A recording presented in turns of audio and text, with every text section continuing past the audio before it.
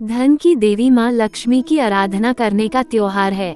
कहते हैं अगर लक्ष्मी जी प्रसन्न हो जाए तो धन दौलत की कोई कमी नहीं रहती। माँ लक्ष्मी को प्रसन्न करने के लिए उनकी आराधना करने की जरूरत तो है ही, कुछ और काम करने की भी आवश्यकता है। इसलिए आपको दिवाली पर कुछ ऐसे वित्तीय संकल्प लेने चाहिए जिनसे आपको पूरे साल लाभ होता रहे, आपके पास हमेशा पैसा आता रहे और आपका हाथ कभी तंग न हो। आर्थिक रूप से सुदृढ़ होने के लिए कुछ नियमों का पालन करना जरूरी भी है। वित्तीय अनुशासन लाने का प्रयास आपको इसी दिवाली से शुरू कर देना चाहिए। किसी भी अच्छे काम का प्रण लेने के लिए दिवाली से शुभ कोई और दिन हो भी नहीं सकता। इसलिए इस बार आपको भी ये 5 फाइनेंशियल रेजुलेशन जरूर लेने चाहिए। आज के जमाने में बचत करना बहुत जरूरी है।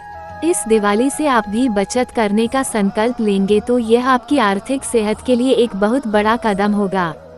घर का बजट बनाकर जरूरत होने पर ही खरीदारी करने और कुछ भी खरीदते समय मोलभाव करने और मार्केट की जानकारी जुटाकर आप अच्छी खासी बचत कर सकते हैं। बजट बनाने और हिसाब किताब रखने की आदत भले ही पुराने जमाने की बात लगती हो, लेकिन ये पुरानी आदत आज भी बहुत फायदेमंद है। इसलिए आप इस दिवाली संकल्प ले कि आप अपनी आय और खर्च का पाई का हिसाब रखेंगे। साथ ही बिना बजट बनाए कोई खर्च नहीं करेंगे। आपके सैलरी अकाउंट में या घर की अलमारी में पड़ा पैसा समय के साथ घटता जाता है। हर महीने होने वाली छोटी से छोटी बचत को भी कहीं न कहीं निवेश करने का संकल्प भी आप इस दिवाली ले सकते हैं। आजकल बैंक काफी आसानी से लोन दे देते हैं। खासकर नौकरी पेशा लोगों को लोन के सहज सुलभ होने का एक नुकसान ये हुआ है कि हम उन चीजों को खरीदने के लिए भी लोन ले लेते हैं जिनकी वास्तव में हमें बहुत ज्यादा जरूरत ही नहीं होती।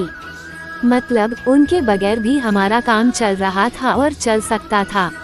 इस दिवाली पर आप संकल्प ले कि आप अत्यंत आवश्यक होने पर ही लोन लेंगे।